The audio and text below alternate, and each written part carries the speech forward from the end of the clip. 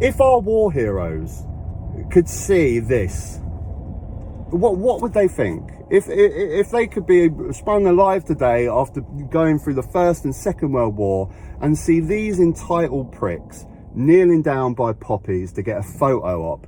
These people have never fought in their life. Right? These Tory tough have never had to fight for anything in their life. They've had everything handed to them on a plate.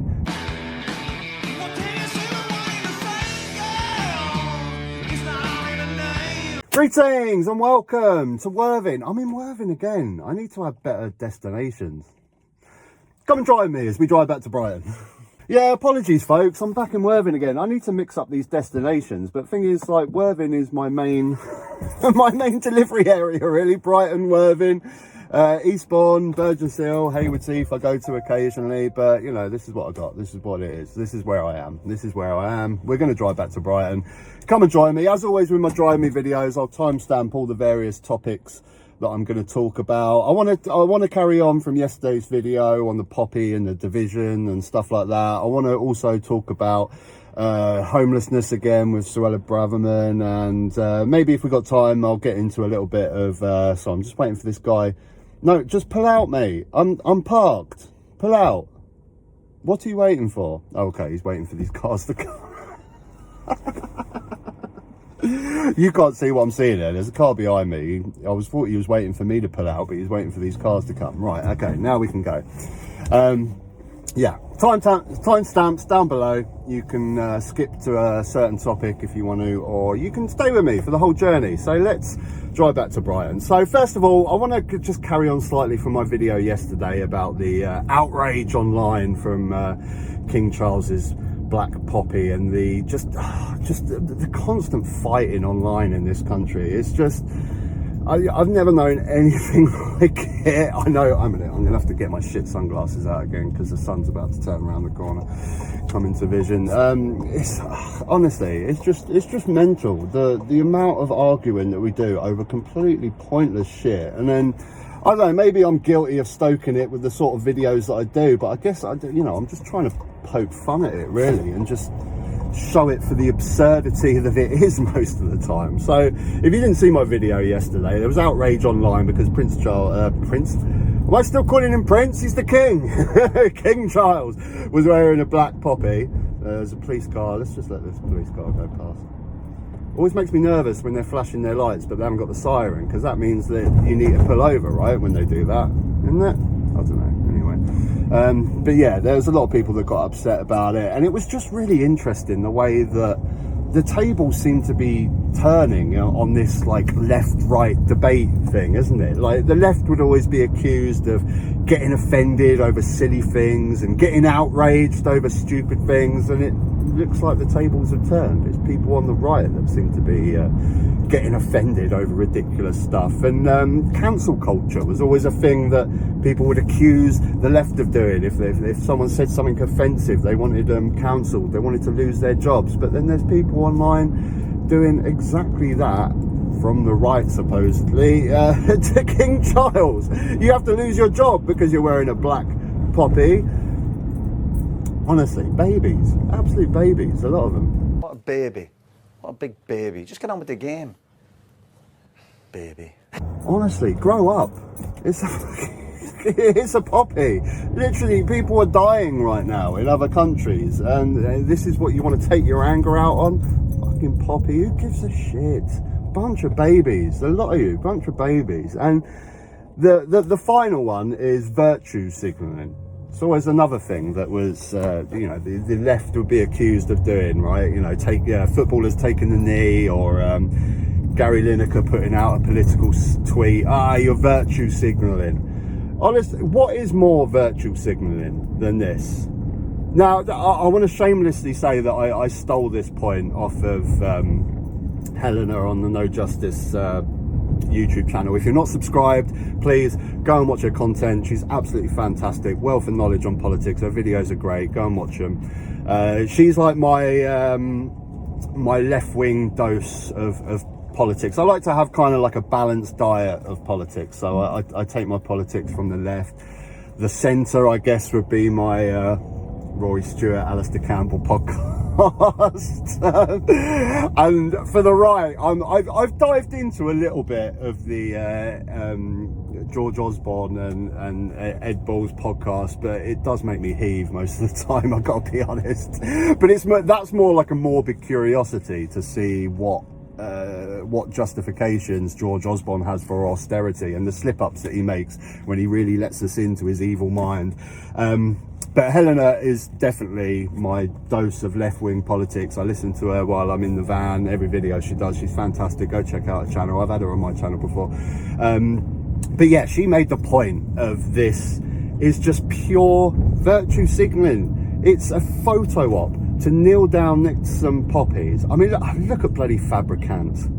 Look at the state of this man. Honestly, I mean, if our war heroes could see this, what would they think? If they could be sprung alive today after going through the First and Second World War and see these entitled pricks kneeling down by poppies to get a photo op. These people have never fought in their life.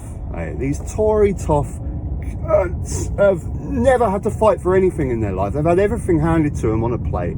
They've never had to work hard. They've never had to wake up at 6 in the morning, 5 days a week, work a job that they despise every day, but just go in every single day because they have to pay the bills. They have to put food on their kids' tables. They've never experienced that shit.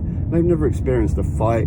And do you think our war heroes would really have sympathy with these pricks, these entitled cunts that just kneel down to take a photo opportunity where they can show? Ugh, God, it's just disgusting. It's just disgusting. And back to our war heroes. Imagine if we could bring them back today. They've just come out from war, the devastations of war, the things that they've witnessed, the things that they've seen. And if you brought them back today and you said, whose side are you on this debate? This debate that Suella Braverman is stoking within this country. These pricks here, these virtue signalling pricks that are kneeling down by poppies, or is your sympathy with the hundreds of thousands of people that are going into London today to demonstrate for a ceasefire where women, children are being massacred on what you've just experienced through war? I mean, my guess is they probably have sympathy with the people that are demonstrating to get a ceasefire and to stop war. That would probably be my guess. That would be where their sympathies would lie, I think, if we brought back those heroes from the First and Second World War. I don't think they'd give a shit about these virtual signalling pricks.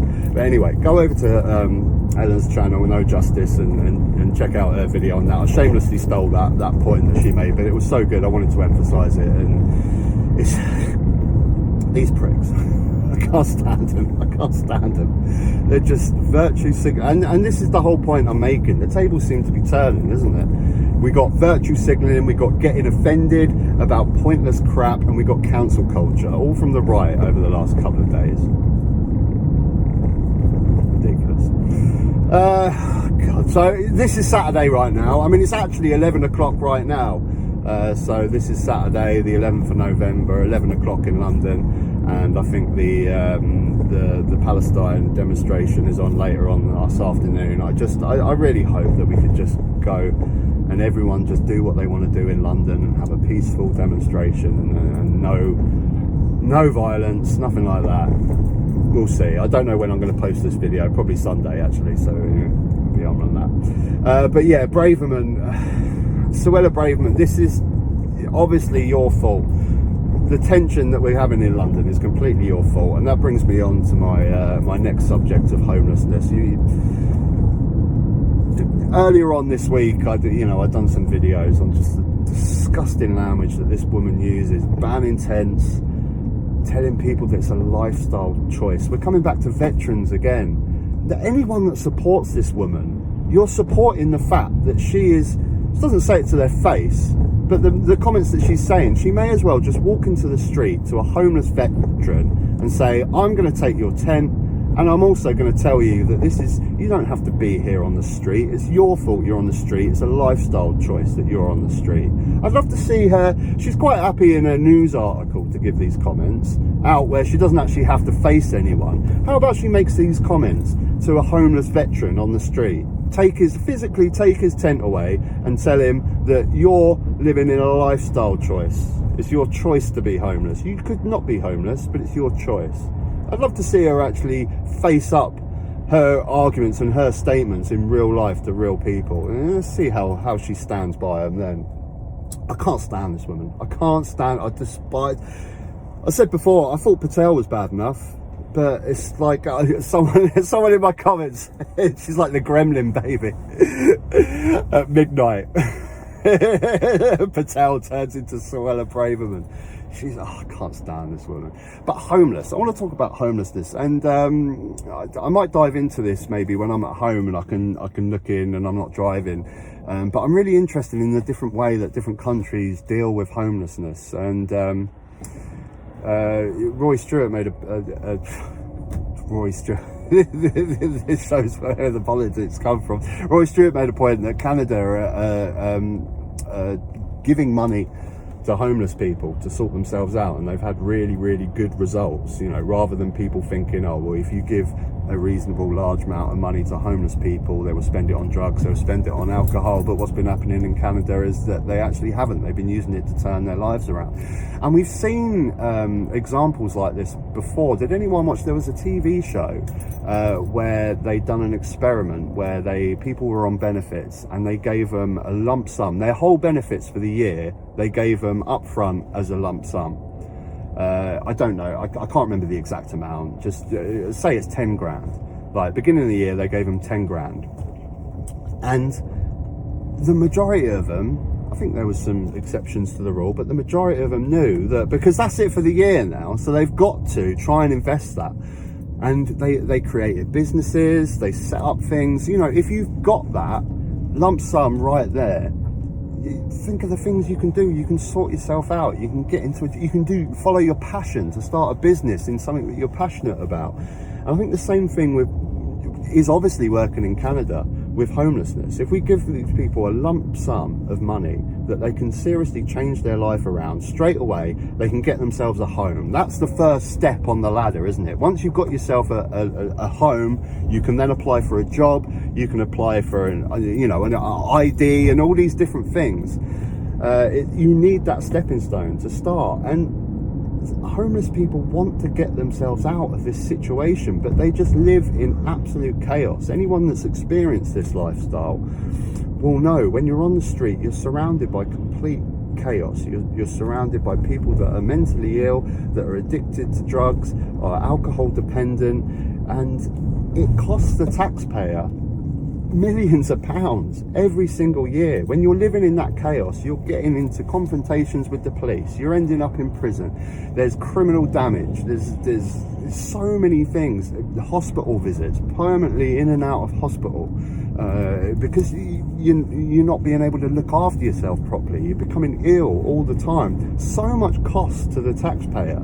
If you take that money that one homeless person will cost the taxpayer each year, same example as the benefit system, and you give it to them up front where they can get themselves a property, get themselves somewhere to live, get help, get affordably, because it's not to get proper help to come off of drugs, come off of alcohol, is expensive, it's not cheap. And there are places, but the waiting lists are absolutely insane. If you're going to try and get that sort of help for free, it's impossible. And I'd really love to see that in this country, but who the hell is going to do that? I can't even see Keir Starmer doing it. And that goes to show there where Keir Starmer's politics lie, when Rory Stewart is suggesting something to give lump sums of money to homeless people, and I doubt whether Keir Starmer would do that. But the thing is, I guess we're going to get into Starmer now, aren't we?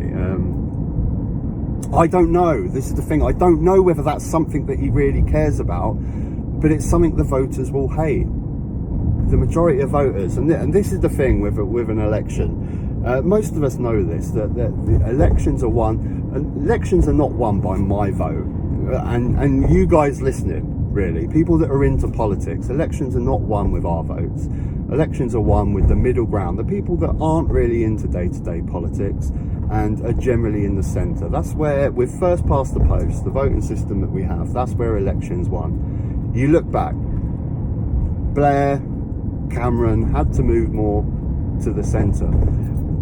Boris Johnson and Jeremy Corbyn is a funny example, because I can't really judge where Boris Johnson's politics are. I mean, maybe they are a bit more to the centre when you think about the spending. He did spend money on the NHS, but then it's populism politics that pushes through Brexit, and it's a hard judge to judge where that Conservative Party is with Boris Johnson there that won that election.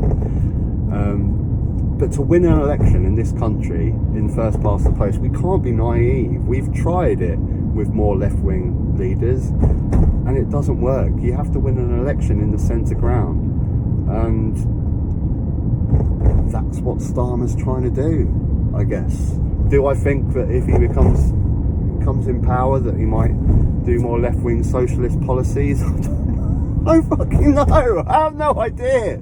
No bloody idea. Absolutely no idea. But all I know is that it's a shameful thing when Rory Stewart is suggesting some really great policy here that could really do some massive change to the homeless people. And I could see Starmer being on that podcast and going, you know, because he has to look good to centrist voters on the economy.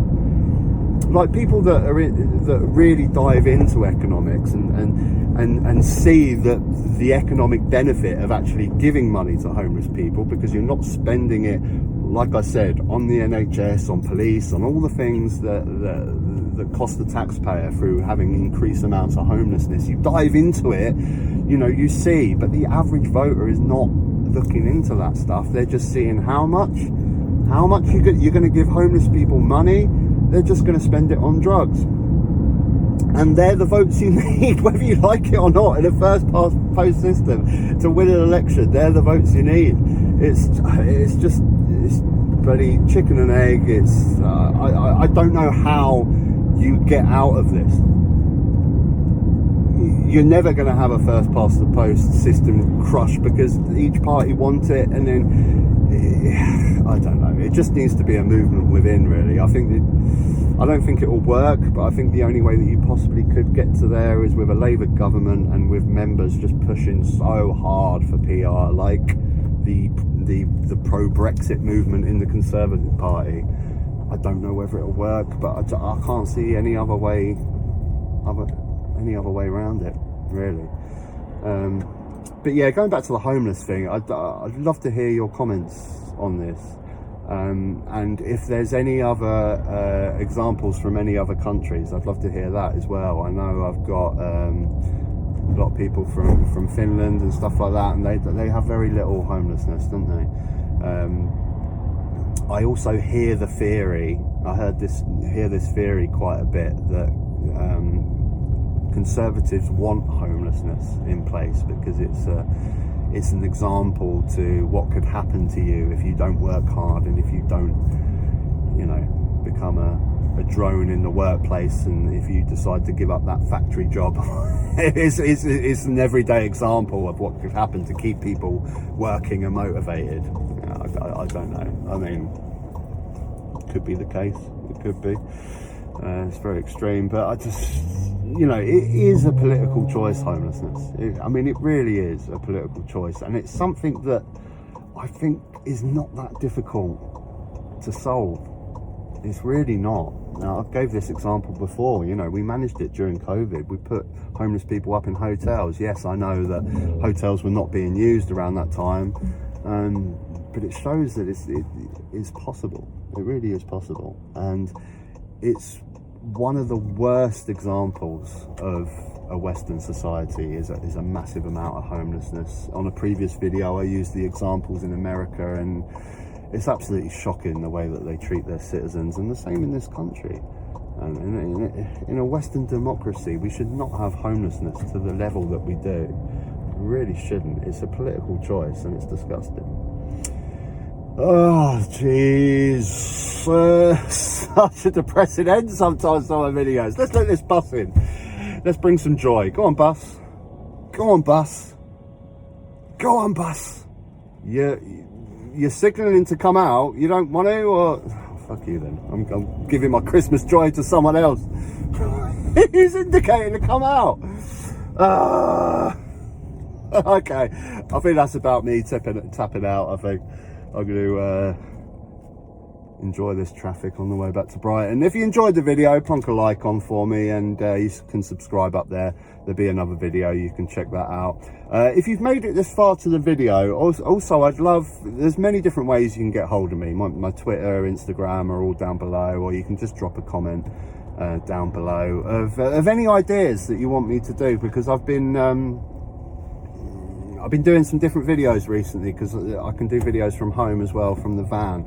If there's any topics you want me to investigate, you know, an example, homeless, you know, when I'm at home, I can look at in a bit more detail about how other countries deal with homelessness and stuff like that. Drop below or reach out to me if there's any type of topic videos that you'd like to see going forward. I'd love to hear from you. Till next time, take care.